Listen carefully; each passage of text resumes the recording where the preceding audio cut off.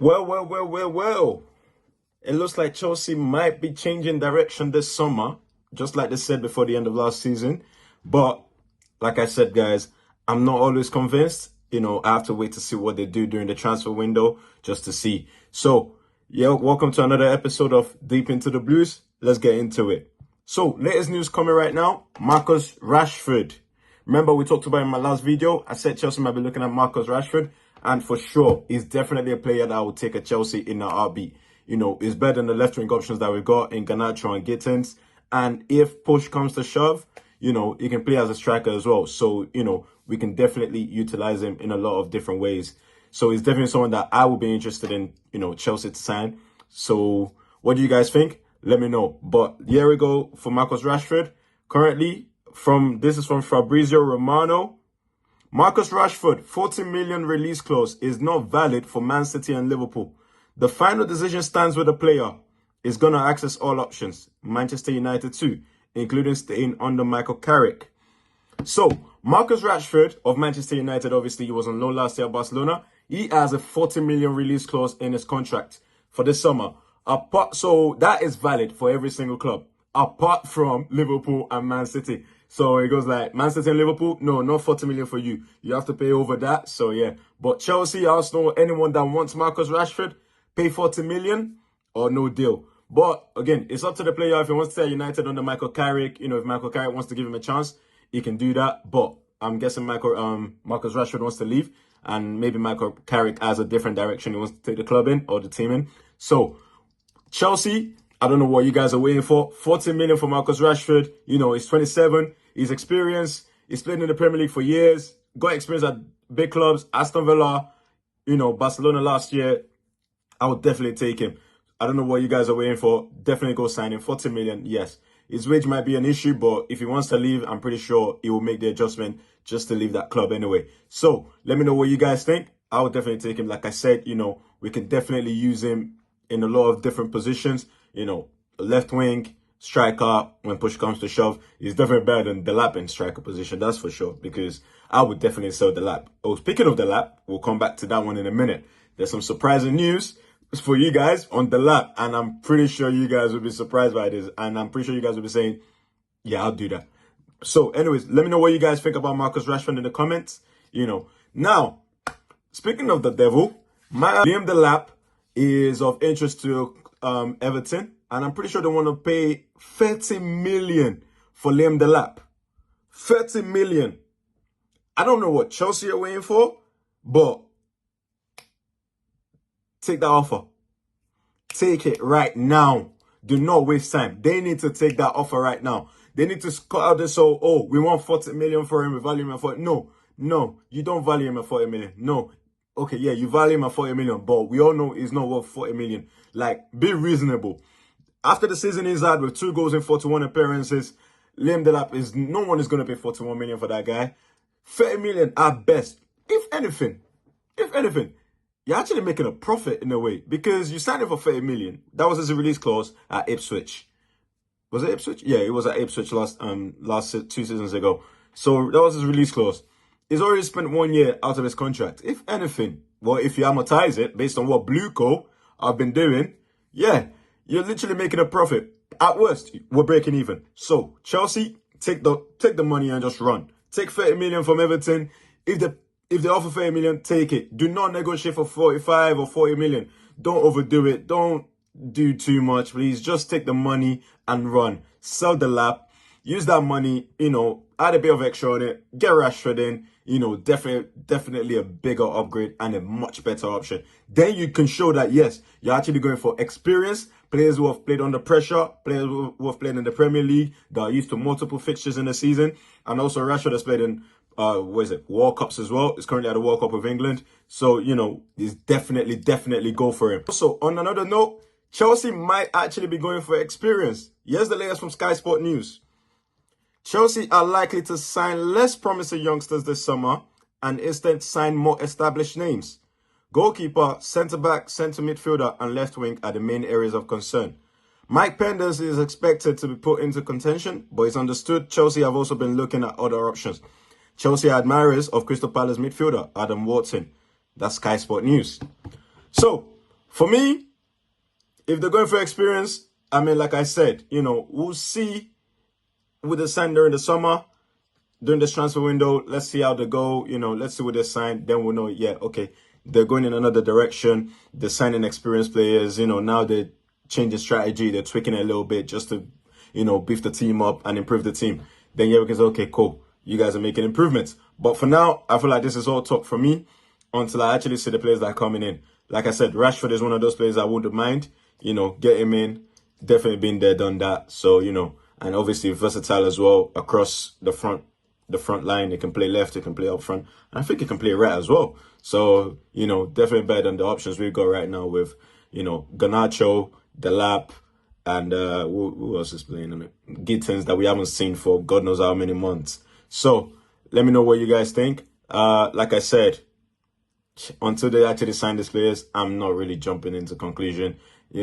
Also that left wing back position, that one definitely needs replacement. With Cucurella going now, we definitely need to go sign someone that is going to replace him ASAP like that. Someone that's going to come in and get the job done. Someone that Alonso can trust, that can do the job for Alonso. Obviously, at Bayer Leverkusen, he had, Grimaldo to do the job for him. If we can go for Grimaldo to help Alonso out, that shows we're back in the manager. That's fine. As long as that's what Alonso wants, like I said, Alonso is the manager. If he's the one that's, deciding, okay, this is what I want, and the director says yes, then we know. But if it's not, then we know, okay, yeah, nothing is changed at Chelsea. It's still the same. You guys are still dictating to the manager to do this, blah, blah, blah. We don't want that. But if Alonso wants Grimaldo, go get him. If Alonso wants Carreras, go get him. If Alonso wants Rashford, get him Rashford. If Alonso wants a striker, go get him a striker. Let's get it. Don't dilly-daddle, don't mess around. Don't try and do this whole nonsense that you keep doing where you screw the manager over left and right like you did to Maresca last year. Get the manager the players that they want and then watch them do their job. It's simple. That's how football works. I don't know what these directors are doing. But like I said, if they're going for experienced players, I'm all for it. Let's see who Alonso and the directors, come up with in the transfer list, and then let's see what we go for during the transfer window. I'm still waiting to see what Chelsea, for summer signing is. To be honest, it's been quiet with Chelsea with his summer signings, and it's so rare. If you guys think about it, since Bluco came in, it's so rare to actually not hear anything about, Chelsea signing this player. It's so rare for it to be quiet around transfer targets for Chelsea. I mean, so far we're seeing rumors about, Chelsea being interested in Rodgers, but that's from like last year or 2 years ago. Chelsea going for this guy, but again, that's the usual. But it's so quiet in terms of like transfer. Oh, Chelsea are definitely going for this guy. Chelsea, with David Ormstein and Fabrizio Romano reporting, it's so rare for it to be so quiet. But this summer, I feel like it's been so quiet.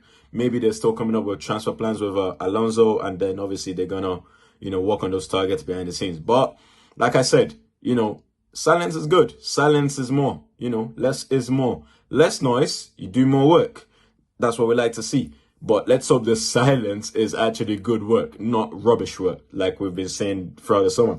If you're going to be doing silent work, make it count. Like, don't be doing silent work to go sign rubbish. Like, make sure the person you're signing is someone that the fans can celebrate and say, oh yeah, we're signing good players. Like, don't just sign players for the sake of signing players. Like, don't make the same mistake.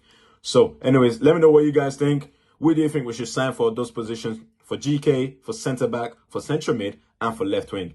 Let me know in the comments. Let's have a discussion, guys. Again, this is all about discussion. This is a podcast. Let's have a discussion, guys. Come on. Also, to finish it off, World Cup. Just finished watching France against Senegal, and I have to say, what a game it was. Senegal are the cause of their own downfall. They could have been winning the game 2-0, maybe 1-0 in the first half, and then maybe would have seen a different game, if Ismail Assar had finished one or two of his chances, but he didn't.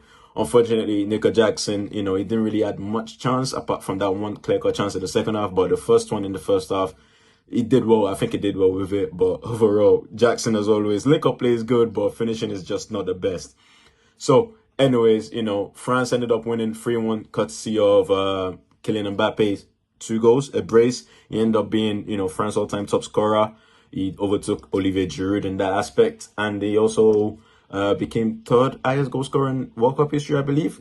He's got 3 goals now behind behind Miroslav Klose, who actually broke the record in 2014. You know, Mbappe, I think it's only taken 15 matches to actually get to this record. So that is actually quite impressive. And he's out easy, 27, and he's got one more World Cup in him.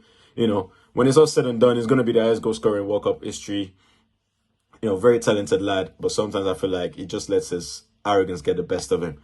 But overall, congratulations to France on getting the win. You know, unfortunate for Senegal not to get something out of the game. I feel like they deserved something. They defended well for the first half. Second half, France just turned it up. And honestly, Michael Olise, what a player. Brilliant. Absolutely love watching Michael Olise. Watching him at Crystal Palace, it was a joy to watch. And honestly, Chelsea, I don't know. We had him signed for one summer. And then obviously Crystal Palace, said no. But then the following summer, we had a chance again to sign him. Salary and everything. Obviously, with these owners, they're not going to pay the salary. So he decided, yeah, I'm going to go to Bayern Munich. So unfortunately, he couldn't end up at Chelsea. I would have loved him to come to Chelsea. Imagine if we had Olise, we had Palmer, and then also if we had Victor Osimhen up front, and then you had a proper left winger, maybe not forget Rashford. I'm telling you, Chelsea could have been challenging for Premier League trophies, Champions League. Because imagine this. You get Rashford, you get Olise, you get Palmer, you get Osimhen up front. And you have a backline of, behind them you have Enzo, Caicedo, and you have a backline of Colwill, Reece James, Cucurella is gone. Let's just put him in the lineup for lineup's sake. And you get one good centre-back, maybe Bastoni with Colwill or someone else. And then you get a proper goalkeeper. I'm telling you, Chelsea could be dominating Premier Leagues for years to come. Like, teams wouldn't even see it coming. It would batter anyone that comes our way. But anyways, unfortunately, it is what it is. Anyways, like I said, congratulations to France. Next game now is Norway against Iraq, then Argentina against Algeria. Messi gets to play, obviously, 2 a.m. UK time. But anyways, that's my take on it. Let me know what you guys think in the comments. Let me know what kind of players you guys want Chelsea to go for in each position. That's goalkeeper, centre-back, centre midfield, and left wing. Anyways, guys, thank you for tuning in. I hope you enjoyed this episode. Up to Chelsea!